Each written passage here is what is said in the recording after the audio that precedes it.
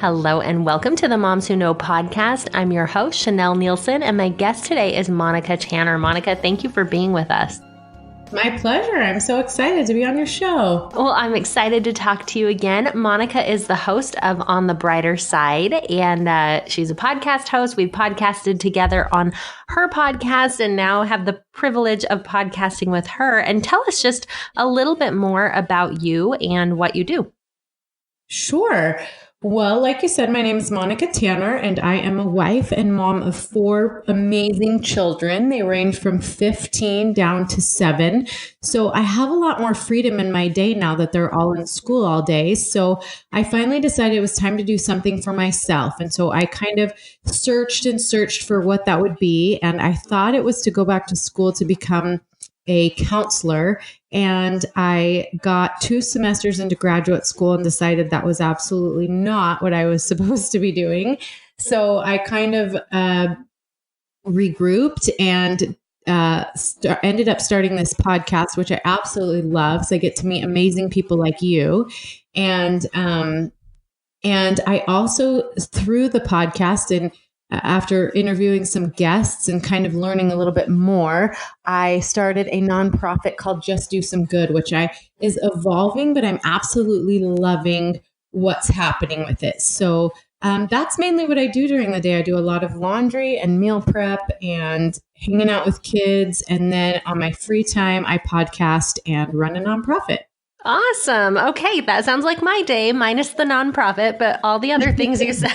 It's laundry and meal prep and podcasting. And then I read a lot of books to my 2-year-old. Yeah. We like to do that. So, okay. A couple of questions. When you were talking about going back to school, this just set me off thinking about the things that we do that kind of are, we think we want to go one direction and we take a few steps in that direction and then it ends up not being the right thing. And sometimes that can feel really discouraging, especially like in this case where it was a significant amount of time, I assume a big chunk of money. Tell us your thoughts on that experience, if there are regrets or if you learned what you learned from that experience. Talk to me about that.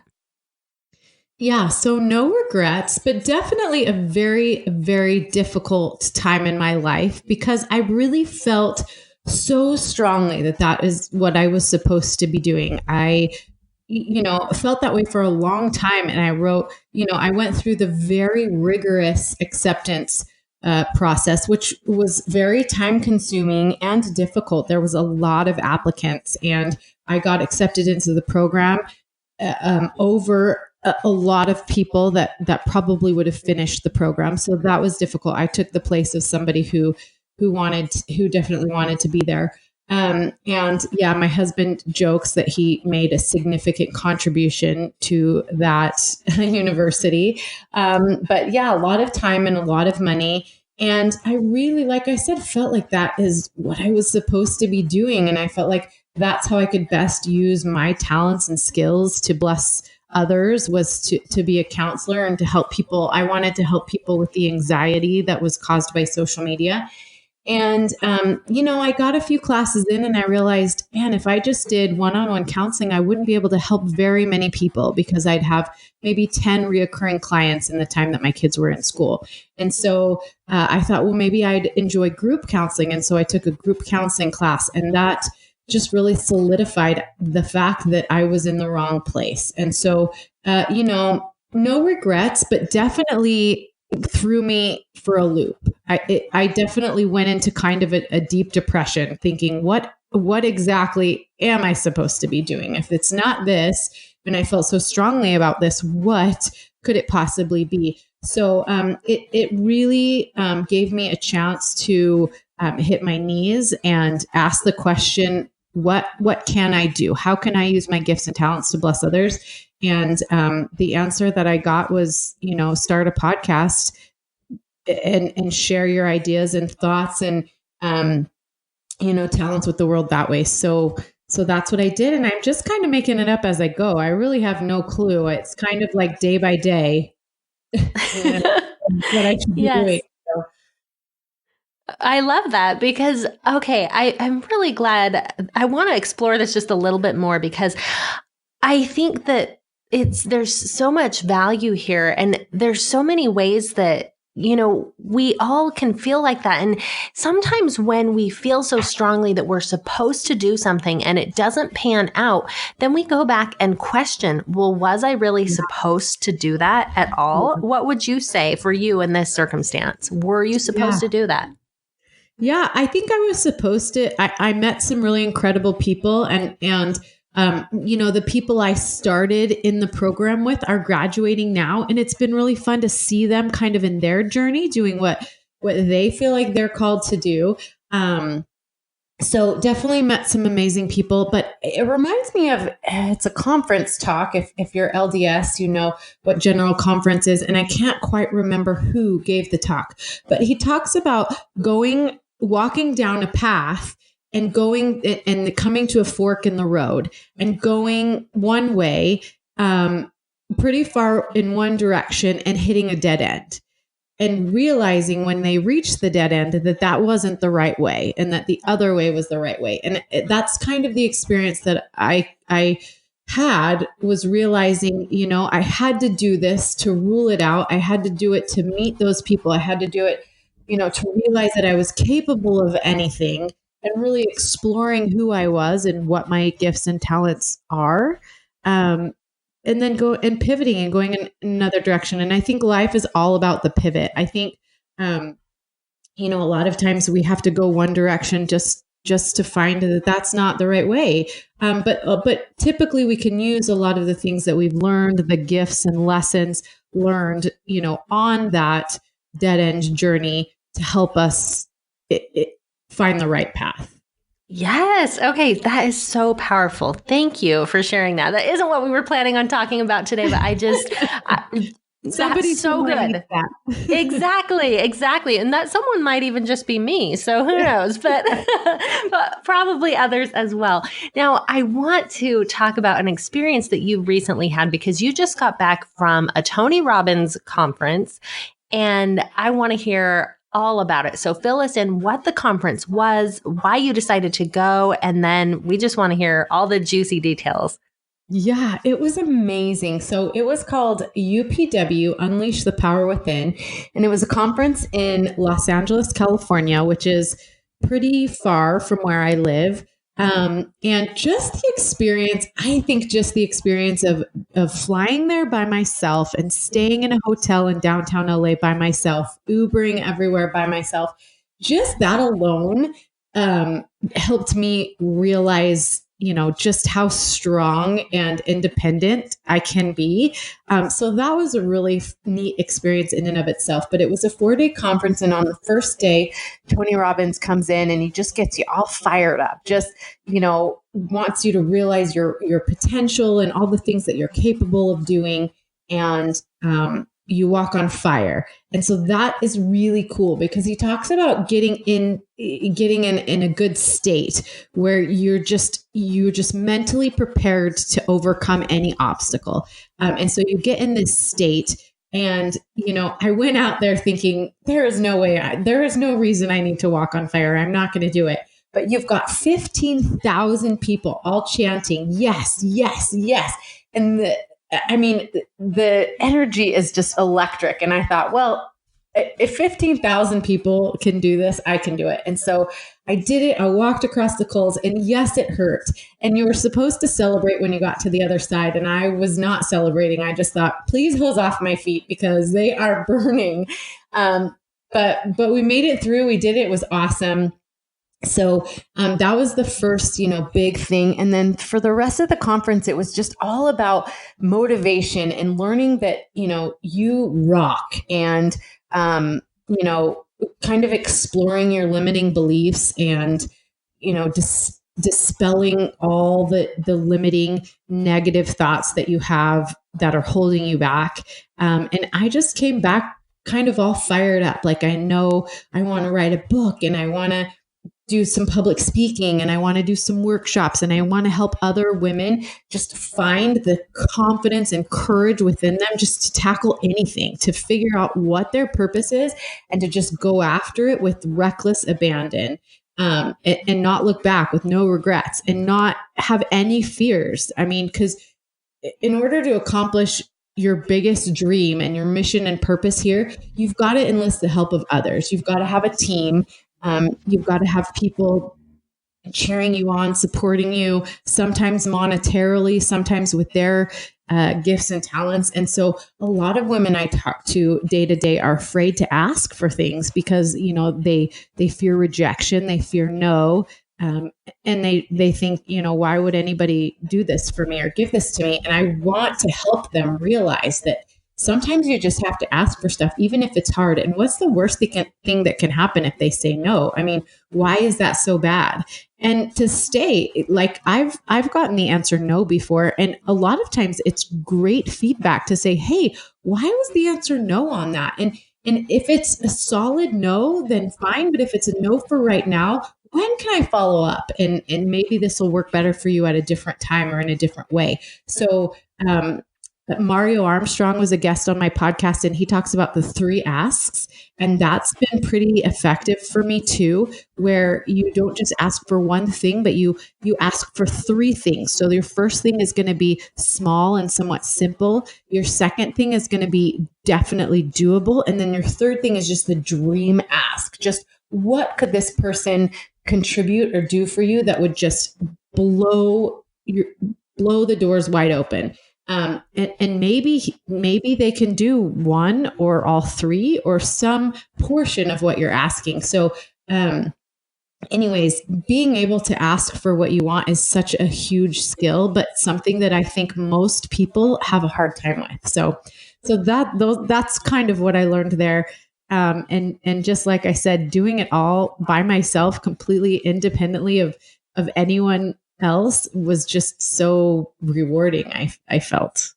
Yeah. Okay. So cool. It sounds like that was just an amazing experience. I went to a business conference in November, and part of it for me, what was so amazing and what one of my biggest takeaways was the fact that I spent money on myself, like a significant amount of money to go to this thing. You know, that was one of the biggest things for me. And it's interesting to hear you say, like, one of the big things was you did this by yourself and you were in the airport and you were in the hotel and you just, you know, sometimes it's not even, I mean, yes, the conference, the material, all those things are wonderful too, but it's the fact of doing it, of doing something different than what we would normally do. And that really can be so empowering because we learn new things about ourselves and we kind of become this next level of ourselves. Oh, I am a person who can fly to LA and stay in a hotel and navigate my way around a new city. I'm that kind of person. You know, it changes how you feel about yourself. Totally, totally. And the money I used to pay for the conference was money that I made by selling a company that I had grown for 13 years. And it was kind of my baby. And this year I decided I wanted to focus my energy elsewhere. And so I finally sold this business. And so I had the money to spend and I did it and I spent it on myself. And that's something that's so hard, especially I think for women to recognize is that it's not selfish to spend money on your own self-development, to fill your glass so that you are overflowing for others. So yeah, it was really cool. I got to spend my own money and do something for myself that wasn't at all selfish. Yeah. Okay. So cool. And obviously not selfish at all, because look at the way that you are now, you know, empowered and ready and just on fire to go and bless the lives of others. So I think that's so great. Now, one of the things that you are passionate about and that you really want to help people with is service. And you said that your nonprofit, Just Do Some Good, is kind of shifting. So tell us a little bit about your nonprofit, what the mission of it is, and then kind of the shift that you're going through right now.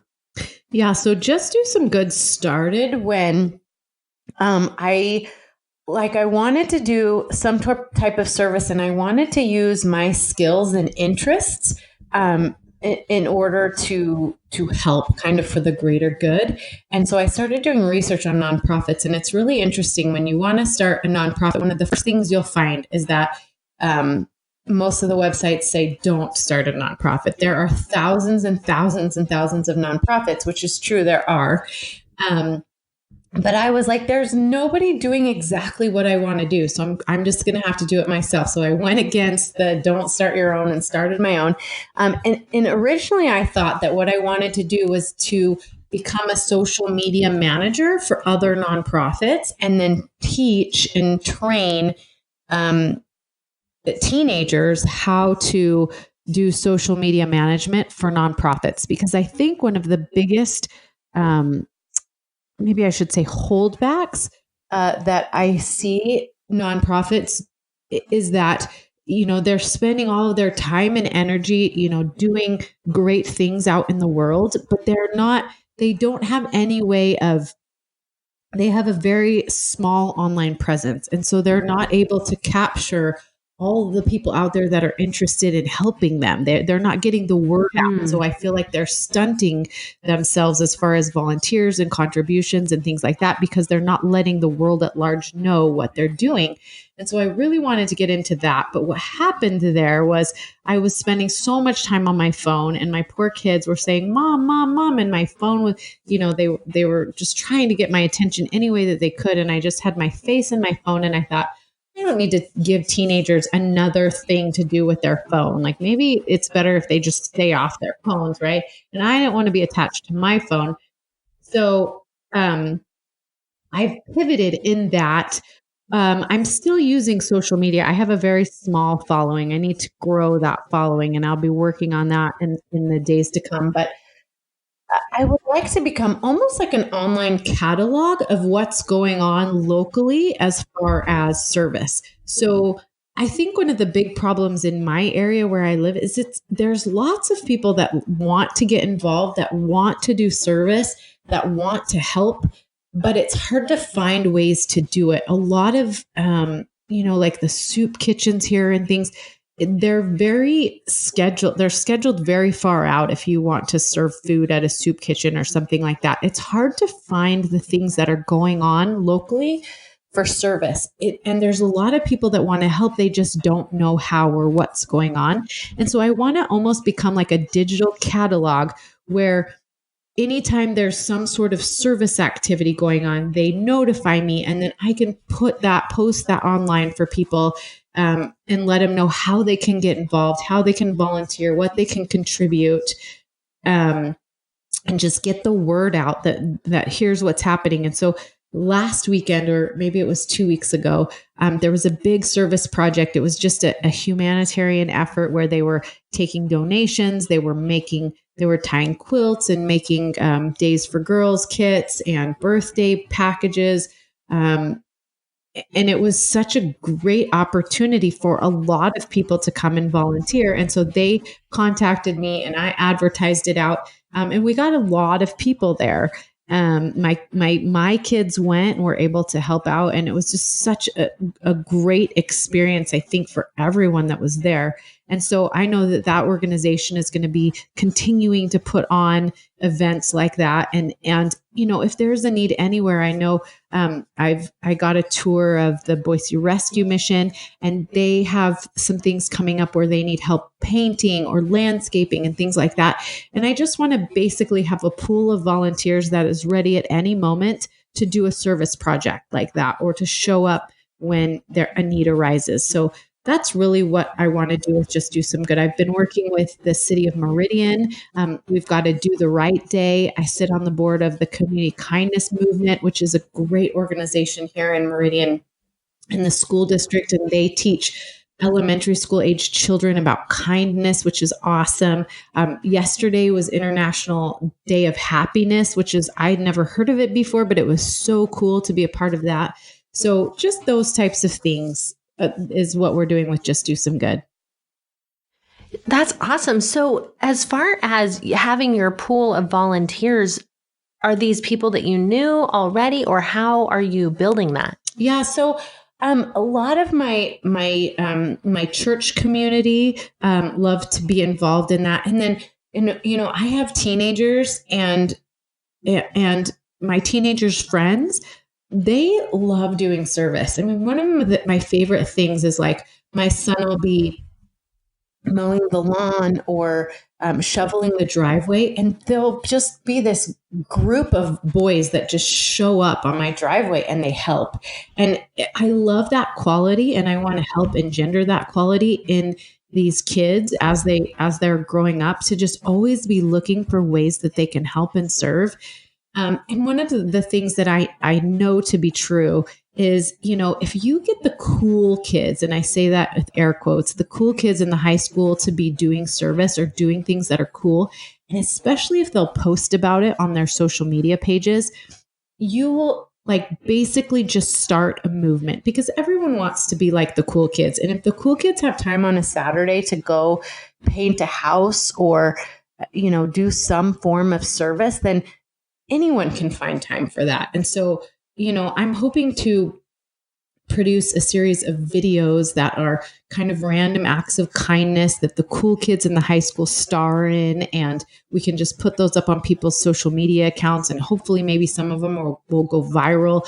And just so that anyone and everyone understands that it is really, really cool to do service.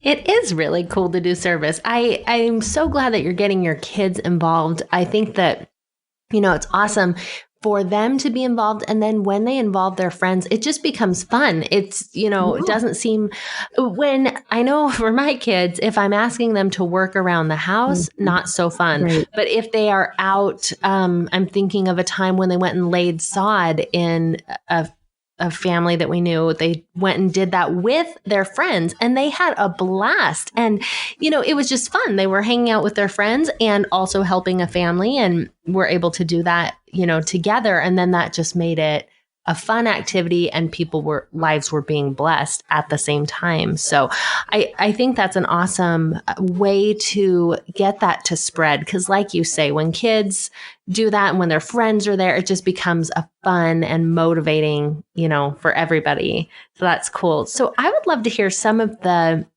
fun service projects that you've been involved with personally lately. Yeah. So one of my favorites was called Brush Up Nampa, and it was just we got assigned some homes of some people that were, either handicapped or elderly, or just couldn't afford the upkeep on their homes. And we went and we repainted the exterior of their homes, which is a big kind of daunting project. And I hope that we did a good job, because, you're dealing with paint and kids, and it can be difficult. But I loved that project, and my kids absolutely loved participating in it. And they did a little bit of painting, but they did a lot of landscaping as well. They pulled weeds and they planted pretty flowers in the flower beds and things like that. So, nobody is too young to help serve. So that was a great one. The Boise Rescue Mission, we just recently collected water bottles. They needed water. And then we're now going to sign up to be on a regular rotation to get to serve food in their food kitchens. And I'm really excited for my kids to have that experience, so they can see, they come home from school and the pantries are full and our fridge is full and there's always something to eat. And even though they complain there's nothing to eat, we always have food. And I want them to see these kids that are living on the street and they don't have nice clothes and they don't have, food to eat at will. They have to stand in line and get this food that's not even necessarily very good. And so I want them to see that. So I'm excited about that. A service project that my kids recently participated in was just with our church group. They did what's called a service scavenger hunt, which was so cool. They just got a list of different services that they could do for families, and they just knocked on doors. Now, not strangers, but people that we knew, families that we knew, and they just knocked on the door and said, "Hey, what on this list can we do for you today?" And so the kids that came to my house, they washed my baseboards, and I gave them these mitts, and they did my blinds. And that was awesome. Some of the kids helped my youngest son with his homework. And it was just so cool. It was great for them to get that experience, and they were doing chores with a whole bunch of their friends. So it was like super fun, and it blessed my life totally, because otherwise I have a lot of baseboards to do.